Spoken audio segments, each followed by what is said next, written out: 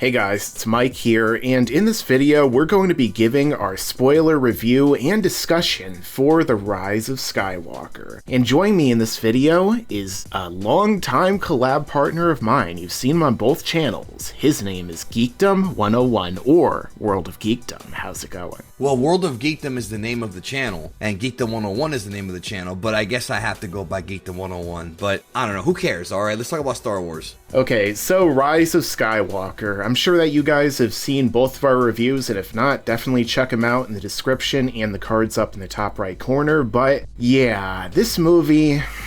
How do I sum it up first to really begin this? This movie, honestly, in my opinion, is weird. Yeah, it's really weird, and it's a really big mess. So we're going to be doing our best to cover some of the things that happened in it, and fortunately for us, Geekdom has gone to the movie theater 4 times now to see this movie in all of its glory. So if I don't remember anything specifically, he's definitely got us covered. It's one of those things where it's like witnessing a car crash and then rewinding it and making sure you saw what you saw. You know, that's what it's like. You know, it's not like I'm trying to support this thing. That's not my goal, even though I think people should support it if they like it. And to be honest with you, like I've told you before we started recording, the movie does get better upon subsequent viewings. The first time you watch it, it feels like there's 10,000 things being thrown at you and there's sensory overload. Yeah. And nothing ever gets time to breathe. Whereas the more you see it, the more you kind of understand the foreshadowing. And the thing is, most movies, the way it's supposed to work is a good movie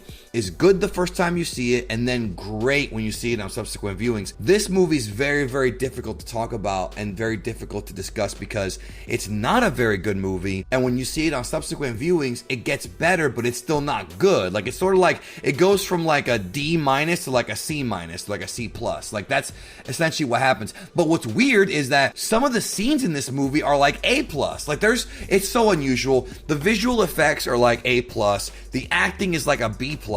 You know, the story is the problem, I think, and the pacing. But this is a very weird movie because there's things this movie does great, and then there's things this movie does very, very poorly. I think, honestly, the movie just does way too much, you know? It's so weird when you think about it. This is either the longest Star Wars movie or second longest. I can't remember if this one's actually longer than Attack of the Clones. I don't know if it's longer than Attack of the Clones. I think it's not as long as Last Jedi, though, so that would probably make it number 3 or number 2. I actually don't remember. Yeah, because when I was watching in theaters, I always like to check my phone when the movie starts and then when the credits hit, you know, just so I can give an accurate measure. And I think I clocked it around maybe 2 hours and 20 minutes without the credits. So I don't really know where that factors in. But the fact of the matter is, when you have all that time, everything still feels super rushed because the pacing is just, this happens, this happens, this happens, this happens. And they introduce so many characters and so many different ideas and plot twists along the way, and you have so little time to actually process any of it as it's coming, you know? To where when I was sitting in the theater, you know, when I was watching the movie, like, I expected certain things to come because obviously we've both read the spoilers and everything, you know? Right. Some of the big twists that happened, like, you know, it is spoilers, so one of the biggest ones is Rey being revealed as Emperor Palpatine's granddaughter. Oh wait, she actually wasn't just traded for drinking money, you know, her parents were nobodies by choice, you know, but they were actually the Palpatines. No, you're right. They tried to reverse what Rian Johnson did in The Last Jedi. And so instead of Abrams kind of picking up where Last Jedi left off, he does a 1-year time skip, which is fine. I mean, Star Wars movies have time skips. Yeah. And then he reintroduces Palpatine in the opening crawl. We don't even get a scene of it happening, even though there is a scene of Kylo talking to him. Immediately. The galaxy knows he's already around, which is very un-Palpatine-like because he is the Phantom Menace. Yeah. And yet, here we go, he's telling everybody he's around, which is stupid. And in that Fortnite message they had, he actually tells right. people, oh, it's the return of the Sith, and it's like... Which is, again, uncharacteristic, because he never told anybody,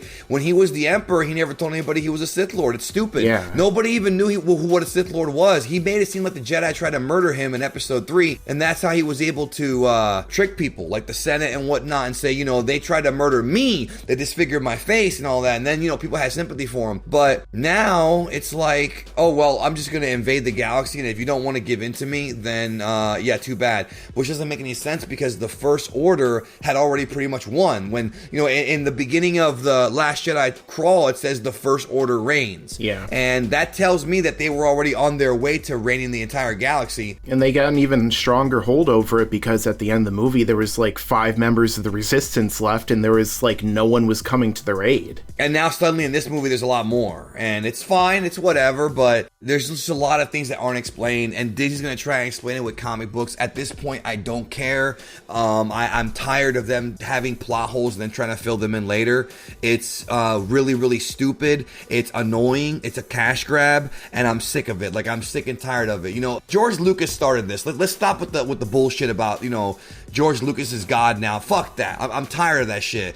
George Lucas started this bullshit with Cypher Diaz in episode 2. Yeah. No payoff in episode 3. You know, and all this stuff that happened between episodes 2 and 3 and whatnot.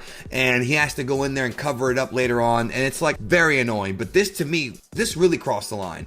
Like, it really, really crossed the line. You know what I mean? And it's fucked up because when you watch this movie, if you scratch and dig, you're going to find a good movie amongst this train wreck of a mess. Actually, you're going to find 2 movies. There is a good story here, or a good attempt at a story, but it just comes off so lazy. And again, Abrams said actually in an interview that came out yesterday, he only had a year and a half to make the movie, write the movie, you know, all that stuff. He only had a year and a half, and yeah, I have sympathy for him because I think he really did try. He really, really tried, but I feel like he was just put into a really tough position. He was, but also he could have, instead of like coming off of Last Jedi and coming up with something to kind of further the plot along from that plot, he just tries everything he can to reverse everything in this film. Even the Holdo stuff is getting reversed. Like, everything's being reversed, and he spent a lot of time doing that. You know, I like the fact that he tried to give us an adventure in the first half of the movie. I like that a lot. That's probably some of my favorite stuff. Honestly, my first reaction was the second half was better, and honestly, now looking back, I think the first half of the movie is better than the second half, because the second half is basically a more plot hole heavy, less impactful version of Return of the Jedi. There's great visuals, there's great concepts, like Palpatine being this occult demon, you know, essentially. He's like Satan in this movie. Like, I love that kind of stuff. Ian McDiarmid. Yeah, definitely. Ian McDiarmid brought it, dude. You know, all that stuff is great, but there's just so many logic holes, and the complete, you know, disparaging of the prophecy of the Chosen One is out the window because he's still alive. And there's all these theories that, oh, he's a clone, and oh, well, the prophecy wasn't right because evil is never going to really go away. Yeah, we know that already. And Abrams was like, oh, you know, the prophecy doesn't mean that everything's done. Well, the prophecy was supposed to be that Anakin brought balance, and he brought balance for what, 30 years? Can we at least get 100 years, bro, or even 1,000 like the Bible? 30 years, dude, he brought. And actually, it wasn't 30 years because Palpatine was still reforming the First Order. He didn't do anything. Yeah, it's almost like Anakin throwing him in that hole was just relocating him to another part of the galaxy where he just continued to go about his evil plans and build up his way of coming back. So it's like, it didn't even really do much in the end, because then Palpatine comes back as this guy named Snoke from the unknown regions because, oh yeah, by the way, Snoke was just created by Palpatine. He was some kind of like vessel in which Palpatine was talking to people, and like a puppet ruler who was taking over everything and training Kylo Ren. So like literally he throws him down there. Oh, I guess I'll just, first off, I'll make a new body. Second off, I'll just come back as Snoke. So it's like he never even left, you know, which is, look at the end of Return of the Jedi, how it's clearly like a real closing chapter, at least in the movies, and then how like everything just seems to be wrapped up. But then you get into this new trilogy and it's like, nah, it didn't really do anything, you know. These characters, you know, all of the ones who actually saved the day, they're actually failures. And the new characters that we just invented, especially Rey, who is so powerful because, oh yeah, she's Palpatine's granddaughter, even though I guess his children didn't end up being anywhere near as powerful for some reason. Or maybe they did and just ran off, but if they were powerful, you would think they wouldn't get stabbed in the stomach by this Ochi guy, this Coochie guy or whatever. Like, you know what? There's a lot of problems with this movie, dude. Now, one thing that's not a problem is Kylo Ren. Dude, Adam Driver's the saving grace of this whole trilogy. He's great. Yeah. I really like Daisy Ridley's facial expressions. I really like Daisy Ridley. Her acting, I think, is great. She's cute in this movie. She's vulnerable in this movie. She's not that much of a Mary Sue. She is for part of the movie, but Kylo Ren whoops her ass in the Death Star fight. But the only thing with that is I don't don't understand that, because that was one of my problems when watching the movie, because sure, you know, she finally goes up against odds that are really powerful and kind of have her on her ass, you know, something that we should have seen, you know, already throughout these movies. But basically, like, how is this even possible? Because while Kylo Ren is running the First Order and just fighting random stormtroopers, she already was super overpowered and basically got the better of him in 2 previous movies, and then she trains with Leia and seemingly becomes even more powerful than ever, but suddenly Kylo Ren gets the better of her. Like, how did that even happen, you know? Is it because she was conflicted, or is he just stronger for some reason? Yeah, I don't know. I am confused about that. I mean, the dyad elevates their power level, but it's just the whole power scaling in this movie is weird, because Palpatine's able to lift up an entire fleet at the beginning of the film, and by the end of the film, he can barely walk, can barely do anything until he sucks out their dyad force from both of them. And why does he look so weird the whole movie, too? Well, I like the way he looks. His body's all mangled up probably from the Death Star. And I like how in Return of the Jedi, it was blown to bits, and yet in this movie, there's big chunks of it flying around. And what about the fact that the knife, the dagger, now that's stupid. Yeah, that's one of the dumbest things in the history of Star Wars. It really is. The dagger happens to line up with the wreckage, and it's like, well, what happens if, like, Ewoks get in there and move the Death Star? What if it gets destroyed? Then, like, it's really, really stupid. I mean, even worse, like, when you think about it, like, did Palpatine purposely design the Death Star so that it No, not just that. Not just that. How does she know to stand at that very same spot, dude?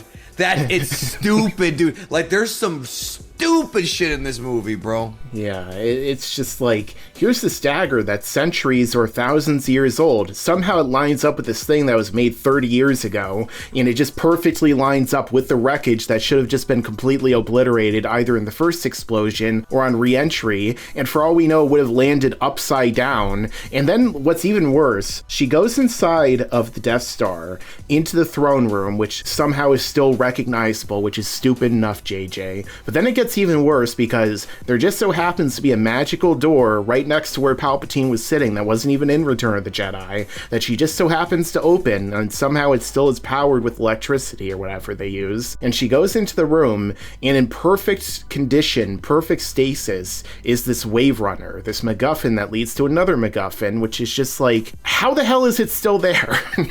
Did Palpatine, like, reinforce everything with Sith magic just so it would be in perfect condition, just in case 30 years later his granddaughter would show up so that she can get the Wayfinder and go to this planet that apparently he didn't even need the Wayfinder to get to, because we never see him having his own Wayfinder. He just so happens to be there with like thousands of Sith followers that we never even knew existed until now. Yeah, I mean, the whole idea of them having like a secret Sith organization in the unknown region, that all makes sense. I mean, a lot of that was teased in the books and whatnot that nobody cares about.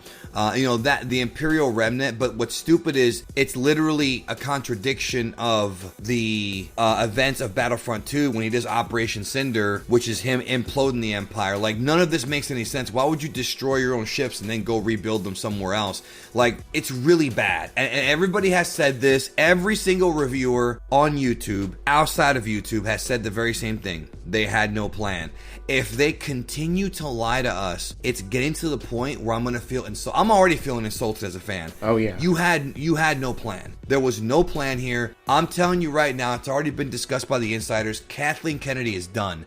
There's talk she's going to be, stepping down in 2021 when her contract expires, that Favreau's going to replace her. This, to me, was the ultimate finale here as far as her career goes. She could have given it a much better bang. She had the balls to say they're going to respect Lucas's characters, and all they did was disrespect them. Yeah. Especially Luke Skywalker. Han Solo became a deadbeat dad. And again, I'm not gonna, there's a story to be told there, but it's just executed very poorly. Leia, I thought, was okay, but her in this movie, though, it was really weird. I know it was just really bad in this movie, to be honest. It's pretty good technology. They were able to dress her up in different clothes and take her and copy and paste her into certain scenes. That's good technology, but it felt weird. Yeah, but I could tell the entire time. Oh yeah, but also it's in the back of your head too. You're thinking about it, yeah. But even then, there were certain shots where I could see how they feathered the footage where she's in it, just so you could see the little lines that are left over because they literally cropped it out of another scene. It reminded me of that segment with Kurt Angle and The Rock, where he's interviewing The Rock and he's cutting and pasting interviews from other Rock and he's got sideburns in one and no sideburns in the other,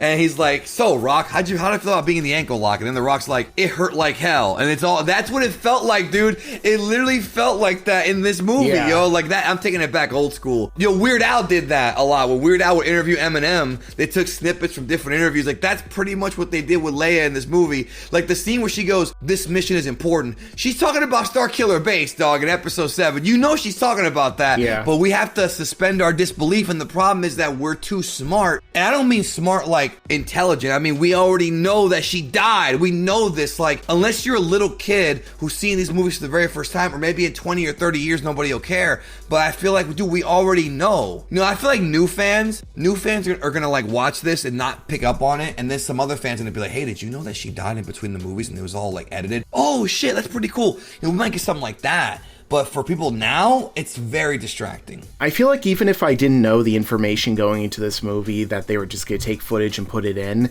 and like, I guess for some reason I didn't know what happened to Carrie Fisher, I'd still be watching this movie and be like, why is all this seem so weird and so off? Why does she look like she's CGI even though she's right there, And like, honestly, the biggest way that they sum this up, the problem with this for me is how her character dies in the movie, which really actually made me mad in the theater, because like, it was just so poorly done. Like, she literally just lays down and she's dead, and she, like, you see her hand, and that just leads to like the lightsaber duel between Kylo and Rey coming to an end. And it's like, why did she die? What the hell is going on here? Like, I was mad when Luke projected himself across the galaxy and then he died of overstrain or whatever the heck happened there. Well, then Leia did the same thing, kind of, right? Yeah, she just talks to Kylo and then she lays down and dies. And Ben also kind of did the same thing, because he gave his force essence to Rey to keep her alive. Yeah, but at least like in that case, he was super drained by Palpatine, and he like was really tired. He got thrown in a freaking pit and somehow survived that, which I was mad when he got thrown in the pit. I was like, that better not be the way they kill this guy off, because I was getting so mad. We thought for a while that it was, dude. Man, we thought for a while that it was. Like, I can understand him giving the rest of his life to save her, it makes sense to me. Like, if we're trying to actually say that one of these force powers in the entire universe at this point actually has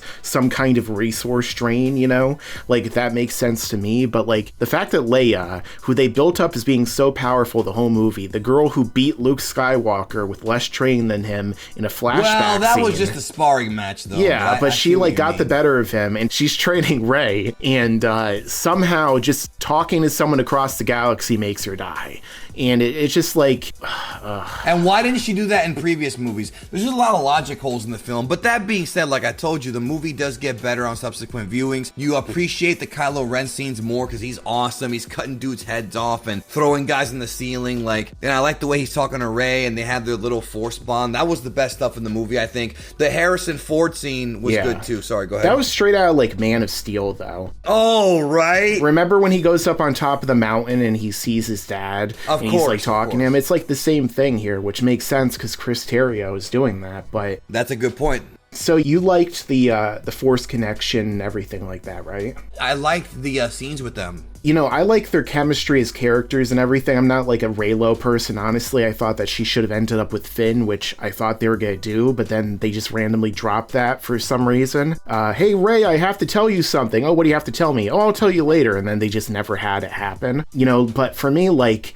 the whole Force connection and like Force teleportation or whatever the heck was going on there, I honestly don't know if I like it because it's just so weird. Like the fact that they have a lightsaber battle while they're standing on two different planets on like opposite sides of the galaxy. I thought that was cool. I just don't understand how it even works. Like, does he raise his lightsaber and he just feels the effect of getting hit with a lightsaber? And also, how can he not tell where Rey is when they're able to have like a lightsaber battle and stuff? Like, we can see where they are, but they can't see where each other is. That's a good point. Yeah, he should have been able to see the background. But yeah, I feel like he can only see her and she can only see him, and their environment is for us to see. You know what I mean? And that's the only way around it. I mean, the Force dyad thing is from KOTOR. That's not anything new. Wasn't that also what the Children of Mortis had too? Because if you remember, the three of them... I don't remember. Remind me. So in the Clone Wars, Anakin and Obi-Wan go to Mortis, and it's like this conjunction, the Force, that's beyond time and space, and they meet the father, the son, and the daughter. And each of them represent like different balances in the Force. So the father is light and dark, and he keeps the son, who is dark side, and the daughter, who is light side, in check. And so Anakin shows up and he's like, oh, you are the chosen one. You will replace me as the father and will keep the light and the dark in check. And so all of them had like the most powerful Force abilities, basically. The son shows Anakin his future, and he shows him like how he'll become Darth Vader, and like he turns evil. And so like the father erases his memory and makes him go back and everything. They're also shown like in Rebels, like when they go into the world between worlds, they see a painting of that group. So I thought maybe they're trying to say that they had the same thing as them. Like they were somehow like embodiments of the Force, and like Kylo Ren was like the son, the dark side, and Rey was like the daughter, the light side. And the daughter is also the owl that follows Ahsoka around in Clone Wars and the Rebels. So I thought maybe they were going to connect it to that somehow, but I guess it's a different concept. It is a different concept, and Palpatine like grabs them, and all of a sudden they're dyad Force. Like he didn't even know what he was doing. He's like, the dyad, oh my god, it's a dyad. Like he had no idea what it was until... How doesn't he even know about that, especially when he was Snoke and he connected them before? That's another thing. Well, I mean, Snoke is the one that connected them, but that's another retcon, because they're over here saying like the dyad is something we haven't seen in a billion years, and Snoke was the one that bridged their minds, even though... In this movie, Kylo can do it. Well, I mean, no, it's not just that. It's more so the fact that, like, that's fine. It's that they made it seem like Snoke was the one that first connected them, but apparently Snoke just amplified their connection, which again, that's probably going to get explained in the visual dictionary, of course, or some shit that, of course, they're going to figure out a way to get... Something I'm not going to read or buy. There's an easier way. They can always explain this stuff, but the problem is if you're seeing the movie, you can pick out things like this. You know, Palpatine's shooting lightning. He can drop a ship on Rey and kill her, but instead he's going to shoot lightning, which in three different movies that fucked him. You know, it's like, buddy, if you go for your finishing move and you miss it 3 times, you would think to do a different move. She reverses it onto him and blows off his face, which is a very, very graphic scene. I love that scene. And then he just blew up. Honestly, like, I thought it looked a little ridiculous. But yeah, he goes Raiders of the Lost Ark and is completely, like, melted and vaporized. You could see his, like, skeleton underneath his skin because he's getting, like, fried by his own Force lightning. And then he dies. But, like, considering that Rey killed him right after they did the ritual, why doesn't that count? Like, as the Force essence. That's the thing. That maybe because it was his own lightning and it wasn't her killing him. Oh, I think it's because she didn't kill him out of hate. That's what my best guess on that is. She did not. I mean, maybe, because it's like the same thing with Darth Vader. Like, Darth Vader chucks him down an elevator shaft, or whatever the hell it is, into the reactor core, and he explodes, and then there's a ship that blows up around him, and somehow Darth Vader doesn't, like, inherit all of his powers, you know? Yeah, right. They went like full Avatar The Last Airbender in this movie, though, because like Rey is like channeling the avatars of old, like all the previous Jedi, even the ones who never trained in order to actually maintain their consciousness after death. They somehow do, I guess. And they could all talk to her like Mace Windu. Yeah, and again, that brings up the point that I've brought up on so many different shows that we've done. If they could do that, why didn't they tell Ben Solo that Darth Vader's voice was not actually Anakin's, that it was Palpatine? It's been a plot hole since episode 7. It has been. Why didn't they tell the galaxy, hey, Palpatine's still alive? Because if you're one with the Force and they can go all the way to Exegol, which they did do, it wasn't like Palpatine was blocking their Force power with Exegol. You know, why didn't they just tell everyone? Fuck Rey. Why didn't they tell Luke, Leia, Han, Poe Dameron, Mon Mothma, Mon Calamari, or whatever, that's a species, Admiral Akbar, yeah, the Emperor's not dead. You know, it's stupid. And you know what, dude? The finale of this saga is Return of the Jedi. I don't care what they try to shove down our throats. I don't care how much money they paid for it. These movies are just DLC, and they're not very good DLC, if you ask me. Yeah. But they're not terrible either, but they're just, no matter what, this has been a failed, not a financial failure, but it's been a creatively failed attempt at doing a sequel trilogy and a disappointment. Absolutely. And I think everybody agrees. I've talked to people who love Last Jedi and those who hate Last Jedi. People who love this movie and those who hate this movie and who like Force Awakens. And everybody's got their own opinion. But one thing we all have in common is that this thing was a missed opportunity. Yeah, it was a giant case of wasted potential. Something I'll be talking about in an upcoming video, which I've been waiting for a very long time to make. Long have I waited. And honestly, bro, the original EU, the Thrawn trilogy, and the Dark Empire are much, much better sequels to the original trilogy than this was, in my opinion. Even George Lucas's, like, whatever we've seen the microbial so far, fucking... I mean, at least it would have been different. It might have been even better than what we got here, you know, for all the shit the prequels get. The fact of the matter is that they at least had one continuing vision that didn't just get massively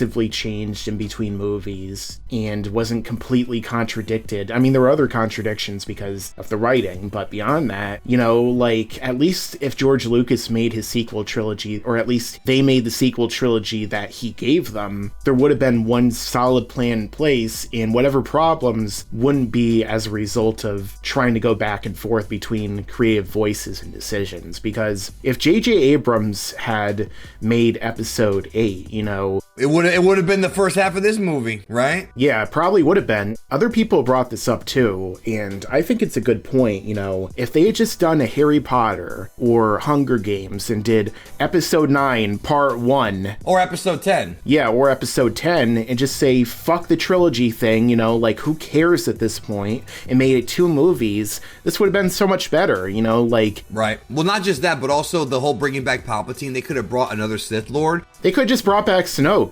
Why couldn't Snoke have resurrected himself? Or maybe the guy who Kylo killed was the clone, and the real Snoke was on Exegol. You know what I mean? Like, yeah, they could have easily just swapped Snoke with Sidious in this movie. They could have easily done a thing where he was like, okay, I knew you were going to betray me at some point, so I made a clone of myself just in case. Yeah. See, that way, then he could have said something like, you know, this is again the real Snoke. He could have said, I know Vader turned on his master and you are his grandson, and I knew you'd turn on me, but unlike Palpatine who got screwed, I'm not gonna fall for it. And I think it also would have worked out a lot better if Rey was actually Snoke's daughter or granddaughter, because then you could tie everything together. Why did Snoke really want her? You know, like, I mean, you could still, like, retcon it to say, oh, because Sidious wanted Rey, but, like, you know, could Sidious have done this whole, like, thing that he wanted to do? Like, let's say that Rey turned to the dark side when she went to see Snoke, and then she kills Snoke. Would that have worked? Or would she have to go to Exegol and kill that body of Sidious? You know, like, why does it matter what body he's in? Well, I mean, I actually like the concept of, like, the Sith body switching, because it kind of retcons the entire saga in a sense of, like, you know, from Darth Bane all the way to now, the rule of 2 was just to transfer your body. So in essence, Sidious is basically Plagueis and everybody that came before him. So that's kind of a cool idea, I guess. But does killing Plagueis in his sleep somehow transfer his essence to him? You know, I think that's what happened. I think Palpatine killed him in his sleep, or maybe he lied to Anakin and he didn't kill him in his sleep. Maybe he did the ritual and then he just fell asleep during it, and then Sidious, like, stabbed him. Like people did during Last Jedi, I'm sure. But it's one of those things. But it's one of those things where, yeah, there's a lot of just, and this is not like nitpicky shit. This is like obvious, like, surface level problems. You know what I mean? We're not nitpicking it. These are questions that you have going into the film. They're like massive problems because they affect literally everything that happens in it. Like the fact that Sidious is even back. How did you come back, Sidious? The dark side of the Force has unnatural abilities. Yeah, so I was able to somehow survive the explosion of the fucking second Death Star and nobody noticed the shuttle. Yeah, either that or he somehow reconstituted his body, which was vaporized, you know, like... But then he's also, like, missing fingers here and shit. Like, he's also, like, all mangled up. The thing is that what's crazy about this movie is the execution of scenes is good. Like, you know, the performances of the actors, the way that Abrams sets up his shots. The movie has great scenes, but the entire movie as a whole is bad. That's the way I'm kind of reviewing it, you know. Great scenes, but the whole movie put together is a mess. And I feel like if they had Abrams shoot these scenes, but had a different script, like, he's a decent director, but as far as writing goes, it just doesn't work. It's kind of like Rian Johnson. But Knives Out was good, though. I mean, he's got he's got a history of good movies, just not Last Jedi. I think Knives Out was maybe okay. I liked it. Yeah, and that's fine. A lot of people do, but I just feel like Rian Johnson and J.J. Abrams, they're both like, if someone else was doing the writing for them, you know, like what happened in Episode 7, you had Lawrence Kasdan writing it as well as Michael Arndt. You know, J.J. probably didn't do the heavy lifting when it came to the writing, so... It was Chris Terrio, bro, who wrote Argo, which is a great movie, but then he wrote Batman v Superman. Well, he was one of the writers on Argo. I think it's kind of like with when Ben Affleck and Matt Damon would co-write stuff. You know, Ben Affleck was probably doing all the heavy lifting with the writing, then Matt Damon, you know, kind of like did a little bit for credit. Maybe, I don't know. Because Ben Affleck was the one who wrote that, he directed it, he starred in it, so I feel like most of the work probably came from him for Argo. Possibly. This is probably JJ's worst if you ask me, though. Into Darkness was bad. Into Darkness had like no redeeming qualities. This at least has better acting. I mean, I guess that's true. But you're right, though. It's hard to pick, honestly. Unlike you, I haven't seen this movie a bunch of times yet, so I don't know for sure. I've seen Darkness enough times to where I really don't like it. You know, I saw it in theaters and I've seen it since, but with this movie, I'm going to have to rewatch it again. You know, maybe I'll have more fun, kind of like with Solo. I thought Solo was just boring the whole time the first time I saw it. Then I rewatched on Netflix a little while later and I enjoyed it a little bit more. So maybe I will with this one, but, you know... Considering just, I guess, the impact that this movie has on the whole franchise, in some ways I would say it's probably his worst movie. I agree. Yeah, the only one that even compares is Into Darkness. At the end of the day, dude, the sequel trilogy is a wash, honestly. Yeah, just a massive letdown, a creative failure, and, you know, when Episode 7 came out, I was really happy, I was excited to see the movie, and I really liked it. I still enjoy the movie now, but, you know, both of us were super hyped going into Episode 8, you know, I can't wait to see this movie, I hope it's going to be great, and it ended up being terrible, and this movie I had zero expectations, in some ways it still kind of disappointed me, so... Right.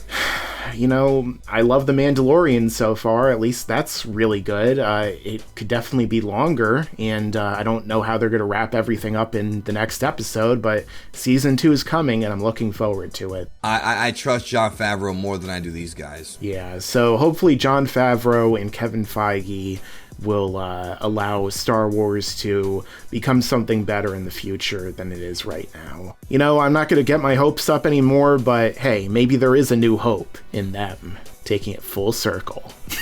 Terrible, but okay. Alright guys, so this has been our spoiler discussion for Rise of Skywalker. Let us know your own thoughts down below in the comments. Check out Geekdom 101 and World of Geekdom, whichever one I put in the description, check it out. Hopefully both. If you're new to this channel, make sure to subscribe and enable all notifications so you can see all of my videos and community posts right away when they come out. And make sure to stick around because there's a lot more to come in the future. Bye. Yeah, and you better subscribe.